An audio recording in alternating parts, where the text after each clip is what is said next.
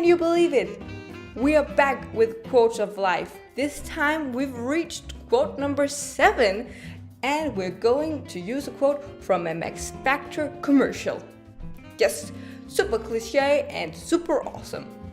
So let's get right to it. As you figured out now, the quote is from a Max Factor commercial. The series of commercials they have that is like, what's your factor? In that series of advertisements, they have one segment that's a little longer where one of the women mentions something and she says, relax. It's not your duty to be attractive to society. Stop comparing. It is not your duty to be attractive to society. And I know there's a lot of quotes just like this, talking about how the purpose of a woman's or a person's life is never to look good, but I chose this one because it's short and it's simple and it speaks the truth. I feel like this quote is here to remind all of us, man, woman, anybody, that as much as there are many obligations in one's life, there is no obligation to look good. No obligation. You don't have to look a certain way just to please people, just to make people comfortable. You can express yourself in any way you want and you can look any way you want. And if you're born a little ugly, like I would say maybe 99% of all people have something about them they think is ugly, probably 100%.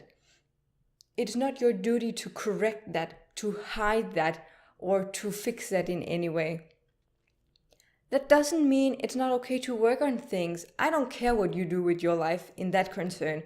If you want to run marathons or if you want to run like Harry Potter marathons, I don't really care which one you choose.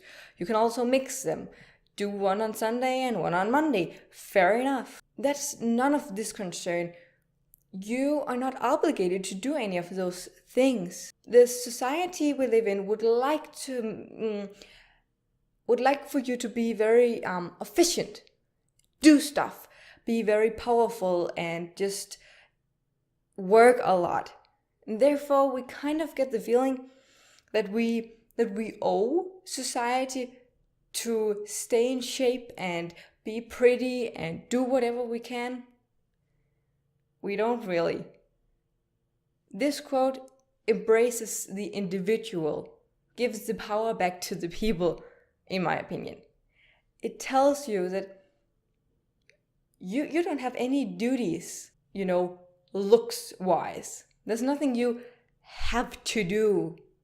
It somehow makes me think about when you meet an old man and he's like, oh, come on, young lady, smile a little bit.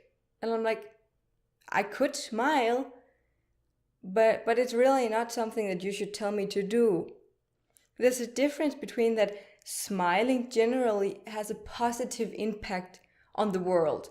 People tend to be more happy when they meet people who smile at them, and people tend to be more happy if they smile themselves.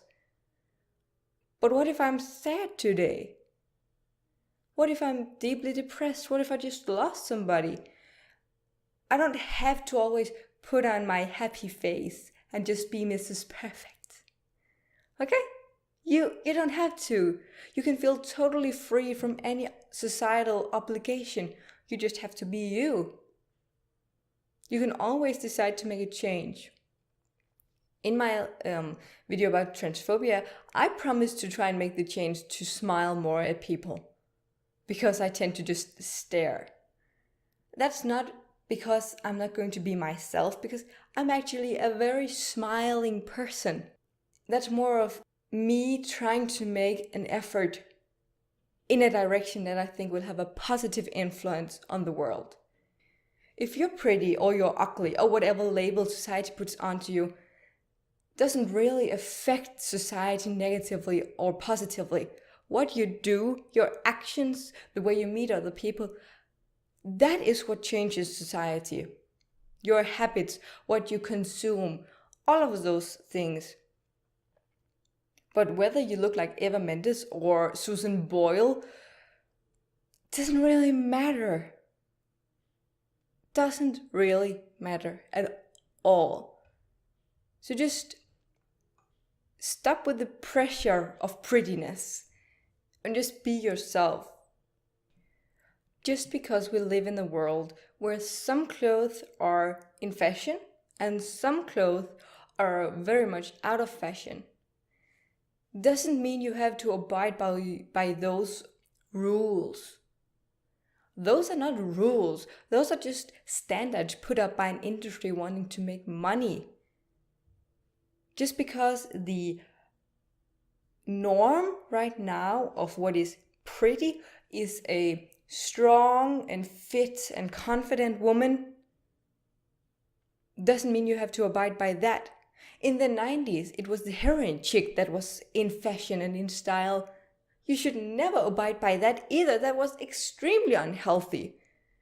And when you go back to, I don't know, like the Renaissance and stuff, it was my body type that was hot. When I go to museums, I see me, and me. Okay? It was perfect. I'm just born like 1,000 years too late or something. What can you do? You can't always have the luck. Just because you're not born in the right decade for you to be the ideal, doesn't mean you shouldn't be very, very happy with what you have. Just realize that all of these ideals and standards are created by mankind. They're created to make money. They are created to make people buy products and live certain lifestyles. And it's just foolish. You know, when I stand here and say it, I realize how foolish that is. That we spend our entire lives being so down and depressed about the body we've gotten, only to realize that had we been born maybe only 10 years earlier or later, everything would have been totally different for us. That's nonsense. Just smile at your life and be happy and realize that any possible body type sitting out here watching this have been in style at some point in the history of the world. I'm just gonna read the quote just once again, and then you're gonna scroll down to the comments and leave whatever wisdom you have to share so that we'll be wiser together. Okay, here it goes. It is not your duty to be attractive to society. Until next time, see you in the comments.